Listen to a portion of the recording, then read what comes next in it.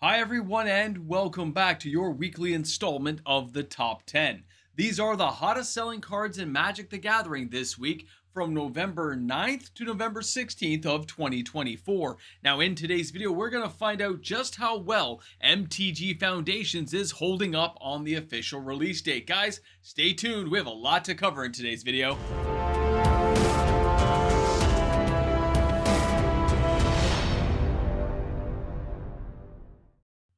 Hey guys, welcome back. MTG Moxman here, and thank you again for hanging out with me for another installment of the Top 10. A reminder, guys, if you enjoyed today's content, don't forget, of course, not only can you like and subscribe to the channel, you can use my TCG Player affiliate link. If you're shopping on TCG Player, click the link found in the description of my videos. It takes you there, and any shopping you do, well, we get a 3.5% kickback to the channel. Very nice. Now let's dive into the number 10 this week, and that is the Heir Apparent. That's right, guys, and I'm using this deck. I've been playing this right now in Arena, and I might make it for real. It had 2,011 sales this week. That's $13,976.45, and that's because this card's already like $6-7, and it's a common. And that's only because so many people are trying to buy this card right away to try to make it work. So what do we get for the Heir Apparent? Well, the Heir Apparent does say it's a Rabbit Noble for 2 and it's a 2/2. But it says when this creature enters, create a number of 1/1 white rabbit creature tokens equal to the number of other creatures you control named Heir Apparent. And of course, the deck can have any number of Heir Apparent cards. Now, I play right now with around 20 of these cards inside my deck, and I've seen that this thing can be just brutal on people if you can get it going. So pay attention, it's a great card. Now, number 9 this week is the Archmage of Runes. Okay, now the Archmage of Runes here had 2,340 sales, which is only $2,480.40 because this dollar comes in at only $1.06. This is not an overly expensive card. It's a 2 blue and 3 other for a 3/6 giant wizard. Now, what makes this wizard just so wizardly that makes you want to buy him? Well, there's a little more going on here. Now, the Archmage of Runes does say, as a giant wizard, that instant and sorcery spells you cast cost 1 less to cast, and whenever you cast an instant or sorcery spell, you draw a card. Now, I would find this more of a commander card, not really a standard. Although there's lots of copies selling, I have yet to play against this card in any local matches or in Arena. If you're building with this card, let me know what you're doing, because right now I have a few friends who are, of course, adding this to decks that would utilize a lot of sorceries, but that is in commander. So let me know, guys. Now, we're diving into the number 8 card this week. And number 8 is, of course, the Twinflame Tyrant. And by the way, the artwork is on point for this card. I just want to state that right off the hop. Now, 2,500 sales. That's $49,000, guys. That's because this thing is $19.99. Not the year, but the dollar amount. $19.99. And this thing has a 5 casting cost, 3/5 creature dragon. I wonder if Minimox is going to want to put this in his dragon deck. Well, don't worry. Let's take a closer look. Again, artwork, amazing. So this flying dragon says if a source you control would deal damage to an opponent or a permanent an opponent controls, it deals double that much damage instead. Yeah, that's insane, and a lot of players are utilizing it for various reasons, and that is a lot of red burn going on out there, guys. Pay attention to cards like this, because it does say if a source you control would deal damage to an opponent. Yeah, that leaves a lot of options open to a lot of players, not to mention it's a 3/5 for 5. Man, they make some powerful cards inside of Foundations, and that's why it's finding legs right now. But will it be the only card this week that makes the top 10? Is it all the way through this week that you're going to see all these amazing Foundation cards? Well, let's find out. Here's the Bloodthirsty Conqueror at number 7 with 2,714 sales, but that's $82,369.90 because this card's over $30 a copy. Now, again, this is another card that I think the artwork is on point. It just looks like a scary flying vampire. It fits everything I would want to see in a card. So let's check it out. It's a 5 casting cost, 2 black, 3 other, mythic, flying death touch vampire knight that's a 5/5. Now it does say whenever an opponent loses life, you gain that much life. Now it doesn't say he has to deal the damage. That's the amazing thing. There are so many ways of dealing damage to your opponent and gaining life that this thing becomes crazy. And I'm seeing this card with the slasher a lot right now, okay? This thing's been popping up quite a bit inside of Arena. I've played against it several times, and no, it's not been a game stopper for me, but it's definitely a threat level that you need to deal with immediately. Don't let that guy hit you. Don't let him stay on the board. Get rid of him. All right, let's go to number 6 this week, and that's going to be, oh can you believe this one? The World Eater. Now, this is interesting because I've seen people do this. So it's $2.48. It had 3,073 sales, which is $7,621.04. Now, what I'm talking about with this card, not the 812, it's the fact it can't be countered and it has Ward 4. That means you can't stop this thing from coming out of the battlefield, and when it does, it is difficult to deal with without a random board wipe that's going to nuke the whole battlefield. So whenever Coma deals combat damage to a player, create 4 3/3 serpent creature tokens named Coma's Coil. Now, I have seen this already in a couple of commander decks being played, and they managed to get some extra turns and stuff going, and it becomes a very brutal card. Inside of Standard right now, I have not seen this utilized yet, but I know it's going to show up. People love things that can't be countered.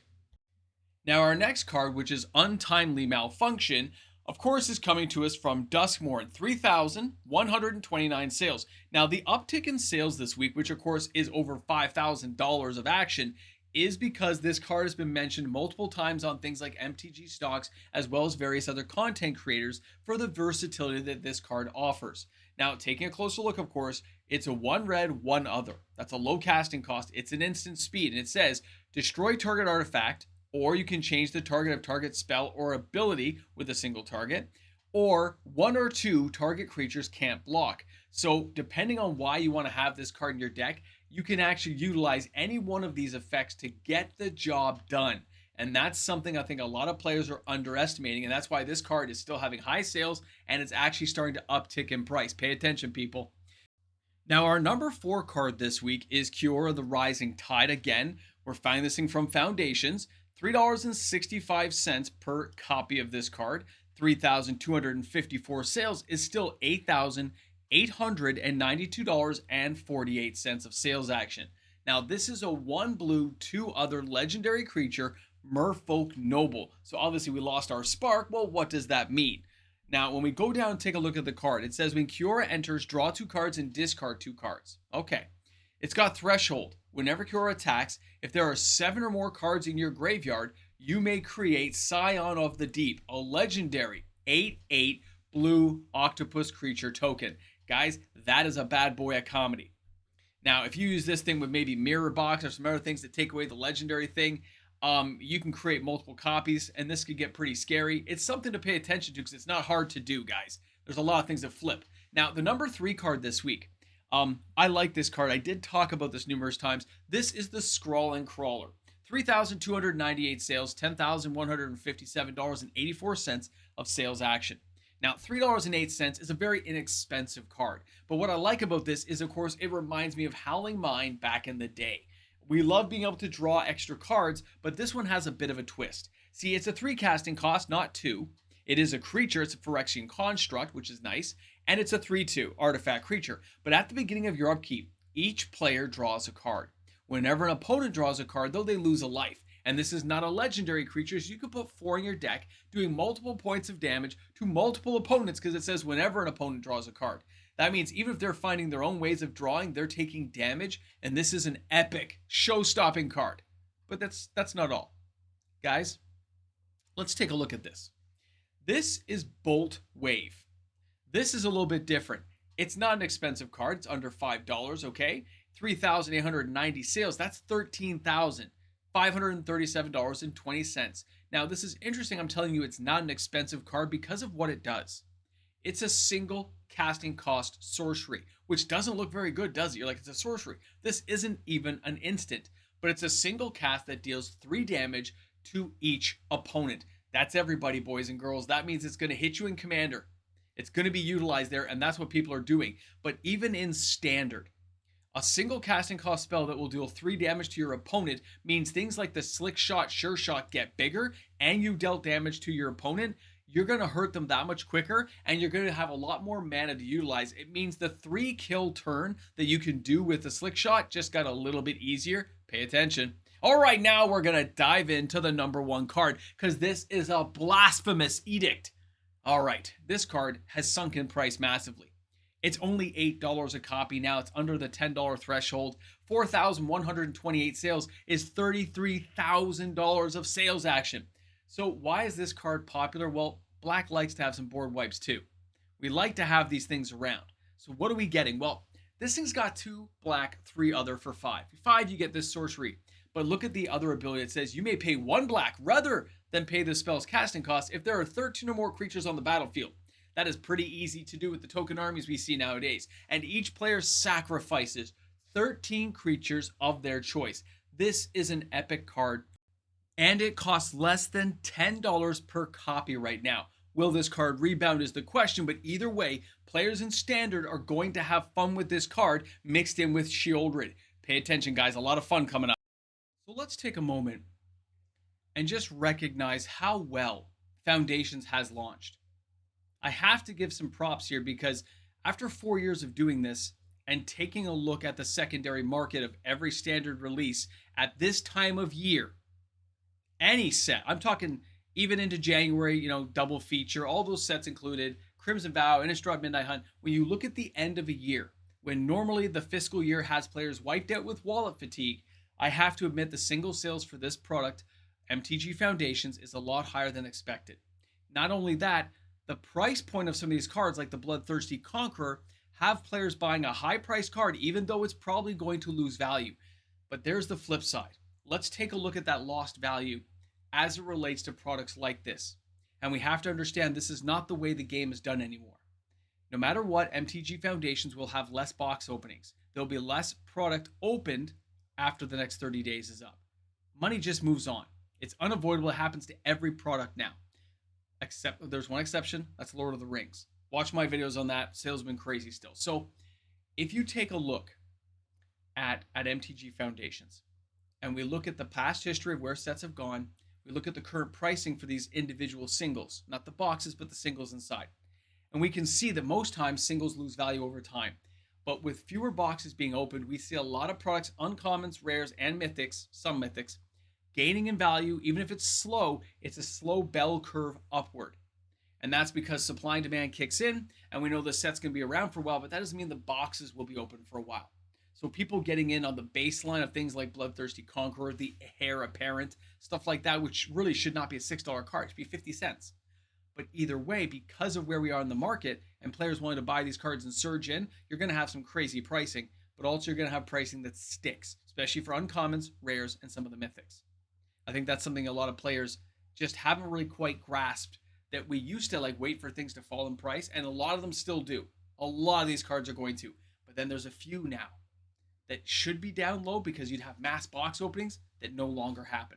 So I've made you aware of it. We have talked about it. We have kind of given you the data and information. I hope you guys had a good time today. And don't forget, tomorrow we have the reserve list top 10 with some very crazy numbers.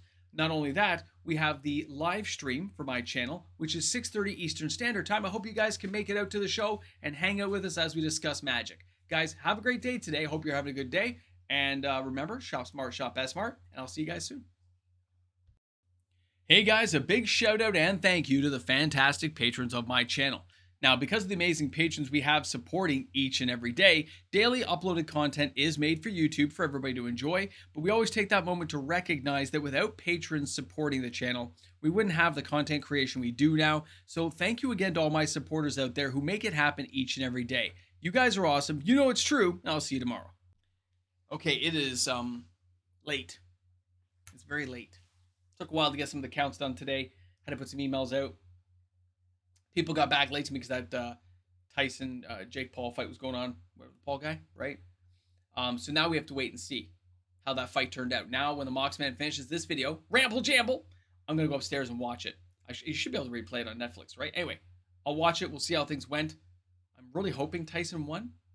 I don't know now because obviously I haven't watched it yet, but I hope he did. There's something about it I want to have happen. I want the old guy to win. It's like a movie. You're rooting for the guy. I know he's not the nicest person in real life. I get it. I know he's done some horrible things, but I still want it to happen. Does that make me a bad person too? I don't know. It's like picking on your grandpa. The fight shouldn't even be happening, but now that it is, you're hoping he just takes him out. You guys let me know. See you soon.